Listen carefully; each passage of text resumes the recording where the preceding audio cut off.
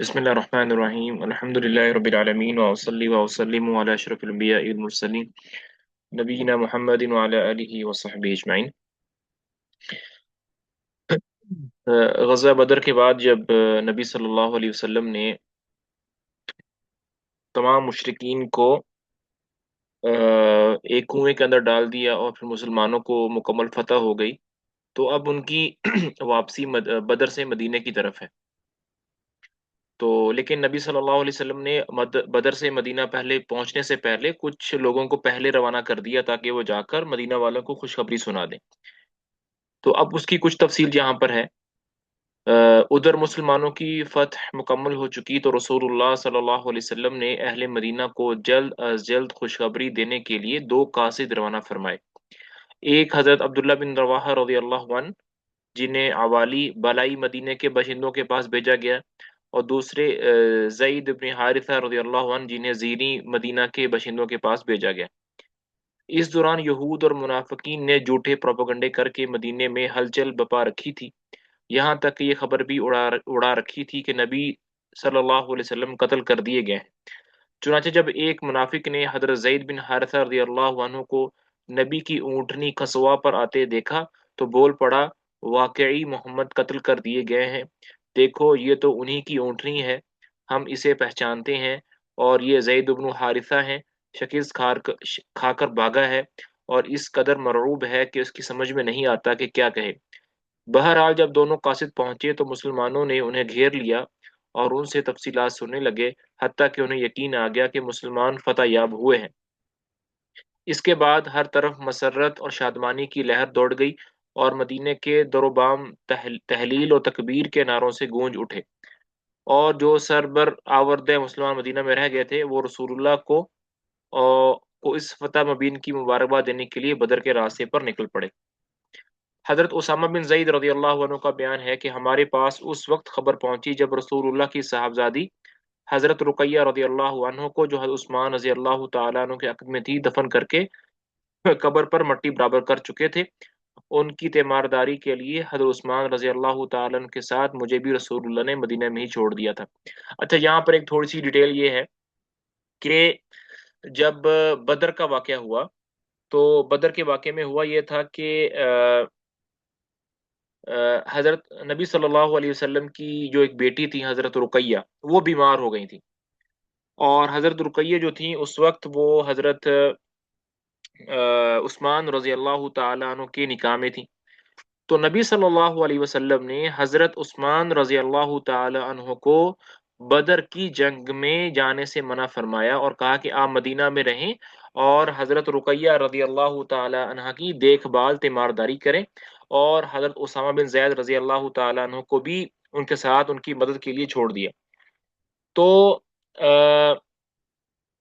حضرت عثمان رضی اللہ تعالیٰ عنہ کو بدر کی جنگ میں انہوں نے شرکت نہیں کی، لیکن مال غنیمت میں ان کو حصہ ملا۔ اس کی تفصیل نیچے آ رہی ہے۔ رسول اللہ نے مارکا ختم ہونے کے بعد 3 دن بدر میں قیام فرمایا، اور ابھی آپ نے میدان جنگ سے کوچ نہیں فرمایا تھا کہ مال غنیمت کے بارے میں لشکر کے اندر اختلاف پڑ گیا، اور جب یہ اختلاف شدت اختیار کر گیا تو رسول اللہ صلی اللہ علیہ وسلم نے حکم دیا کہ جس کے پاس جو کچھ ہے وہ آپ کے حوالے کر دے۔ صحابہ کرام نے اس حکم کی تعمیل کی، اور اس کے بعد اللہ نے وحی کے ذریعے اس مسئلے کا حل نازل فرمایا۔ حضرت عبادہ بن صامت رضی اللہ عنہ کا بیان ہے کہ ہم لوگ نبی صلی اللہ علیہ وسلم کے ساتھ مدینے سے نکلے اور بدر میں پہنچے، لوگوں سے جنگ ہوئی اور اللہ نے دشمن کو شکست دی، پھر ایک گروہ ان کے تعاقب میں لگ گیا اور انہیں کھدیڑنے اور قتل کرنے لگا، اور ایک گروہ مال غنیمت پر ٹوٹ پڑا اور بٹورنے اور سمیٹنے لگا، اور ایک گروہ نے رسول اللہ صلی اللہ علیہ وسلم کے گرد گھیرا ڈال رکھا کہ مبادہ دشمن دھوکے سے آپ کو کوئی اذیت پہنچا دے۔ جب رات آئی اور لوگ پلٹ پلٹ کر ایک دوسرے کے پاس پہنچے تو مال غنیمت جمع کرنے والوں نے کہا، ہم نے اسے جمع کیا ہے، لہذا اس میں کسی اور کا حصہ نہیں۔ دشمن کا تعاقب کرنے والوں نے کہا، تم لوگ ہم سے بڑھ کر اس کے حقدار نہیں، کیونکہ اس مال سے دشمن کو بھگانے اور دور رکھنے کا کام ہم نے کیا ہے۔ اور جو لوگ رسول اللہ صلی اللہ علیہ وسلم کی حفاظت فرما رہے تھے انہوں نے کہا ہمیں یہ خطرہ تھا کہ دشمن آپ کو غفلت میں پا کر کوئی اذیت نہ پہنچا دے، اس لیے ہم آپ کی حفاظت میں مشغول رہے۔ اس پر اللہ تعالیٰ نے آیت نازل فرمائی یسألونک عن الانفال قل الانفال للہ والرسول فاتقوا اللہ واصلحوا ذات بینکم واطیعوا اللہ ورسولہ ان کنتم مؤمنین۔ لوگ آپ سے مال غنیمت کے متعلق پوچھتے ہیں، کہہ دو کہ غنیمت اللہ اور رسول کے لیے ہے، بس اللہ سے ڈرو اور اپنے باہمی تعلقات کی اصلاح کر لو، اللہ اور اس کے رسول کی اطاعت کرو اگر واقعی تم لوگ مومن ہو۔ اس کے بعد رسول اللہ نے اس مال غنیمت کو مسلمان کے درمیان تقسیم فرمایا۔ رسول اللہ صلی اللہ علیہ وسلم 3 روز بدر میں قیام فرما کر مدینے کے لیے چل پڑے۔ آپ کے ہمراہ مشرک قیدی بھی تھے اور مشرکین سے حاصل کیا ہوا مال غنیمت بھی۔ آپ صلی اللہ علیہ وسلم نے حضرت عبداللہ بن کعب رضی اللہ عنہ کو اس کی نگرانی سونپی تھی۔ جب آپ وادی صفرا کے درے سے باہر نکلے تو درے اور نازیہ کے درمیان ایک ٹیلے پر پڑاؤ ڈالا اور وہیں خمس 5واں حصہ علیحدہ کر کے باقی مال غنیمت مسلمانوں پر برابر تقسیم کر دیا۔ یہ جو 5واں حصہ آپ صلی اللہ علیہ وسلم نے الگ فرمایا تھا، یہ حصہ نبی صلی اللہ علیہ وسلم کو ملنا تھا، کیونکہ مال غنیمت میں جو حصہ وہ جنگ جس میں وہ لڑائی جس میں جنگ ہوئی ہو، قتال ہوا ہو، اس میں جو مال غنیمت ملتا ہے اس کا 5واں حصہ رسول اللہ صلی اللہ علیہ وسلم کو جاتا ہے۔ آپ اس کو اپنے لیے، مساکین کے لیے، فقراء کے لیے تقسیم فرماتے ہیں۔ اور وادی صفرا ہی میں آپ صلی اللہ علیہ وسلم نے حکم صادر فرمایا کہ نضر بن حارث کو قتل کر دیا جائے۔ اس شخص نے جنگ بدر میں مشرکین کا پرچم اٹھا رکھا تھا اور یہ قریش کے اکابر مجرمین میں سے تھا۔ اسلام دشمنی اور رسول اللہ کی ایذا رسانی میں حد درجہ بڑھا ہوا تھا۔ آپ کے حکم پر حضرت علی رضی اللہ تعالیٰ عنہ نے اس کی گردن ماری۔ نضر بن حارث جو تھا یہ مشرکین میں سے تھا۔ نبی صلی اللہ علیہ وسلم نبی صلی اللہ علیہ وسلم کے بارے میں، آپ کے خاندان کے بارے میں، آپ کی بیویوں کے بارے میں، آپ کے اہل بیت کے بارے میں نازیبا اشعار اور شعر و شاعری لکھا کرتا تھا۔ اس کے بعد جب آپ صلی اللہ علیہ وسلم ارک الضبیعہ پہنچے تو عقبہ بن ابی معیط کے قتل کا حکم صادر ہوا۔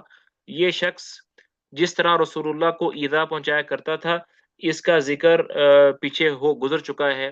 یہی شخص ہے جس نے رسول اللہ کی پیٹھ پر نماز کی حالت میں اونٹ کی اوج ڈالی تھی، اور اسی شخص نے آپ کی گردن پر چادر لپیٹ کر آپ کو قتل کرنا چاہا تھا، اور اگر ابو بکر رضی اللہ عنہ بر وقت وہ نہ گئے ہوتے تو آپ نے اپنی دانست میں تو آپ کا گلا گھونٹ کر مار ہی ڈالا تھا۔ جب نبی صلی اللہ علیہ وسلم نے اس کے قتل کا حکم صادر فرمایا تو کہنے لگا اے محمد بچوں کے لیے کون ہے؟ یعنی جب اگر آپ مجھے مار دیں گے تو میرے بچوں کو کون نگران کرے گا؟ آپ نے فرمایا آگ۔ اس کے بعد حضرت عاصم بن ثابت رضی اللہ تعالیٰ عنہ نے، اور کہا جاتا ہے کہ حضرت علی رضی اللہ تعالیٰ عنہ نے اس کی گردن ماری۔ جنگی نقطۂ نظر سے ان دونوں طاغوتوں کا قتل کیا جانا ضروری تھا، کیونکہ یہ صرف جنگی قیدی نہ تھے بلکہ جدید اصطلاح کی روح سے جنگی مجرم بھی تھے۔ اس کے بعد آپ صلی اللہ علیہ وسلم مقام روحہ پہنچے تو ان مسلمان سربراہوں سے ملاقات ہوئی جو دونوں قاصدوں سے فتح کی بشارت سن کر آپ کا استقبال کرنے اور آپ کو فتح کی مبارکباد پیش کرنے کے لیے مدینہ سے نکل پڑے تھے۔ جب انہوں نے مبارکباد پیش کی تو حضرت سلمہ بن سلامہ رضی اللہ عنہ نے کہا آپ لوگ ہمیں کاہے کی مبارکباد دے رہے ہیں؟ ہمارا ٹکراؤ تو خدا کی قسم گنجے سر کے بوڑھوں سے ہوا جو اونٹ جیسے تھے۔ اس پر رسول اللہ صلی اللہ علیہ وسلم نے مسکرا کر فرمایا بھتیجے یہی لوگ سربر آوردان قوم تھے۔ مطلب بوڑھے لوگوں سے ہم لوگ سب جوان تھے اور وہ مشرکین جو تھے وہ سب کے سب بوڑھے تھے، لیکن مشرکین کا نقصان بہت زیادہ ہوا تھا کیونکہ اکثر لوگ جو مشرکین مکہ میں سے مارے گئے تھے وہ ان کے سردار تھے۔ اس کے بعد حضرت اسید بن حضیر رضی اللہ تعالیٰ عنہ پرداز ہوئے یا رسول اللہ، اللہ کی حمد ہے کہ اس نے آپ کو کامیابی سے ہمکنار کیا، آپ کی آنکھوں کو ٹھنڈک بخشی۔ باخدا میں یہ سمجھتے ہوئے بدر سے پیچھے نہ رہا تھا کہ آپ کا ٹکراؤ دشمن سے ہوگا، میں تو سمجھ رہا تھا کہ بس قافلے کا معاملہ ہے، اور اگر میں یہ سمجھتا کہ دشمن سے سابقہ پڑے گا تو میں پیچھے نہ رہتا۔ رسول اللہ نے فرمایا سچ کہتے ہو۔ اس کے بعد آپ مدینہ منورہ میں اس طرح مظفر و منصور داخل ہوئے کہ شہر اور گرد و پیش کے سارے دشمنوں پر آپ کی دھاک بیٹھ چکی تھی۔ اس فتح کے اثر سے مدینہ کے بہت سے لوگ ہلکا بگوش اسلام ہوئے، اور اسی موقع پر عبداللہ بن ابی اور اس کے ساتھیوں نے بھی دکھاوے کے لیے اسلام قبول کیا۔ یہ منافقین کا سردار ہے، اس کی بات ہو رہی۔ آپ کی مدینہ تشریف آوری کے ایک دن بعد قیدیوں کی آمد ہوئی۔ یہ وہ قیدی ہیں جو بدر کے موقع پر قید ہوئے تھے، تو ظاہری بات ہے یہ بعد میں ایک دن بعد میں آئے تھے۔ آپ صلی اللہ علیہ وسلم نے انہیں صحابہ کرام پر تقسیم فرما دیا اور ان کے ساتھ حسن سلوک کی وصیت فرمائی۔ اس وصیت کا نتیجہ یہ تھا کہ صحابہ کرام خود کھجور کھاتے تھے لیکن قیدیوں کو روٹی پیش کرتے تھے۔ واضح رہے کہ مدینے میں کھجور بے حیثیت چیز تھی اور روٹی خاصی گراں قیمت تھی، یعنی کہ خود وہ جیسا بھی تھا کھاتے تھے، گزارا کرتے تھے، لیکن قیدیوں کو اپنے سے بہتر کھانا دیتے تھے صحابہ۔ جب رسول اللہ مدینہ پہنچ گئے تو آپ صلی اللہ علیہ وسلم نے صحابہ کرام سے قیدیوں کے بارے میں مشورہ کیا۔ حضرت ابو بکر رضی اللہ تعالیٰ عنہ نے کہا، یا رسول اللہ، یہ لوگ چچیرے بھائی اور کنبے قبیلے کے لوگ ہیں، یعنی ہمارے اپنے ہی خاندان کے ہیں، قبیلے کے ہیں، اپنا ہی خون ہے۔ میری رائے ہے کہ آپ ان سے فدیہ لے لیں، یعنی کچھ پیسے لے کر ان کو آزاد کر دیں۔ اس طرح جو کچھ ہم لیں گے وہ کفار کے خلاف ہماری قوت کا ذریعہ ہوگا، اور یہ بھی متوقع ہے کہ اللہ انہیں ہدایت دے دے اور ہمارے بازو بن جائیں۔ رسول اللہ نے فرمایا، ابن خطاب تمہاری کیا رائے ہے؟ انہوں نے کہا کہ واللہ میری وہ رائے نہیں جو ابو بکر کی ہے، میری رائے یہ ہے کہ آپ فلاں کو جو عمر کا قریبی تھا میرے حوالے کریں، میں اس کی گردن مار دوں، عقیل بن ابی طالب کو علی کے حوالے کریں، وہ اس کی گردن ماریں، اور فلاں کو جو حمزہ کا بھائی ہے حمزہ کے حوالے کریں اور وہ اس کی گردن مارے، یہاں تک کہ اللہ کو معلوم ہو جائے کہ ہمارے دلوں میں مشرکین کے لیے نرم گوشہ نہیں ہے، اور یہ حضرات مشرکین کے صنادید دائمہ اور قائدین ہیں۔ حضرت عمر رضی اللہ تعالیٰ عنہ کی جو رائے تھی وہ تھوڑی سی سخت تھی۔ وہ کہتے تھے کہ ہم مسلمانوں میں سے ہر آدمی جو لوگ قید ہو کر آئے ہیں اپنے اپنے رشتہ دار کو ڈھونڈے اور خود اس کو قتل کرے۔ حضرت عمر رضی اللہ تعالیٰ عنہ کا بیان ہے کہ رسول اللہ نے ابو بکر رضی اللہ تعالیٰ عنہ کی بات پسند فرمائی اور میری بات پسند نہیں فرمائی، چنانچہ قیدیوں سے فدیہ لینا طے کیا۔ اس کے بعد جب اگلا دن آیا تو صبح ہی صبح رسول اللہ اور ابو بکر کی خدمت میں حاضر ہوا۔ وہ دونوں رو رہے تھے۔ میں نے کہا، اے اللہ کے رسول، مجھے بتائیں آپ اور آپ کے ساتھی کیوں رو رہے ہیں؟ اگر مجھے بھی رونے کی وجہ ملی تو روؤں گا، اور اگر نہ مل سکی تو آپ حضرات کے رونے کی وجہ سے روؤں گا۔ رسول اللہ نے فرمایا، فدیہ قبول کرنے کی وجہ سے تمہارے اصحاب پر جو پیش کی گئی ہے اس کی وجہ سے رو رہا ہوں۔ اور آپ نے ایک قریبی درخت کی طرف اشارہ کرتے فرمائے، مجھ پر ان کا عذاب اس درخت سے بھی زیادہ قریب پیش کیا گیا۔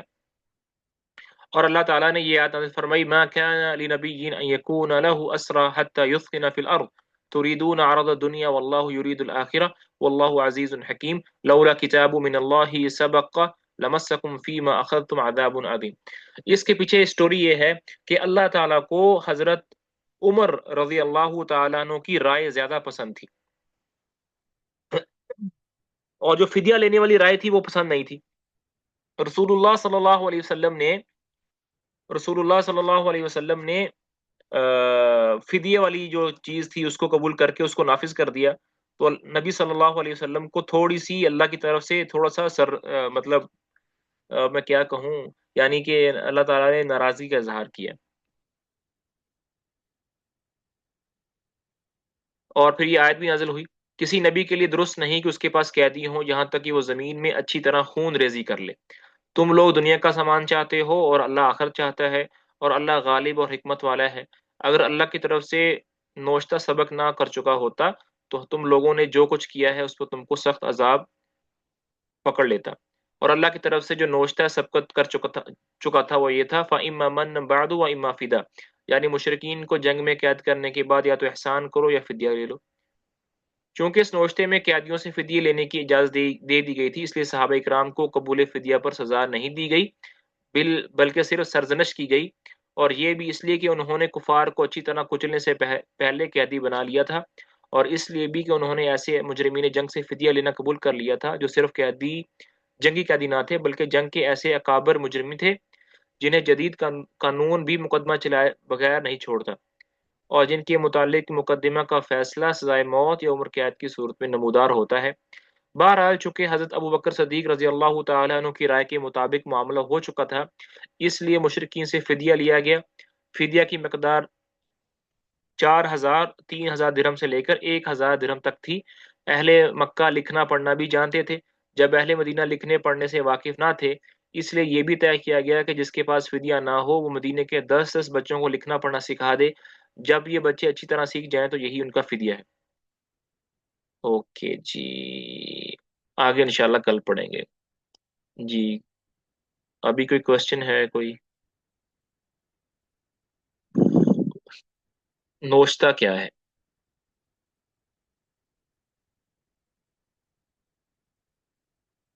सर मेरा भी क्वेश्चन है।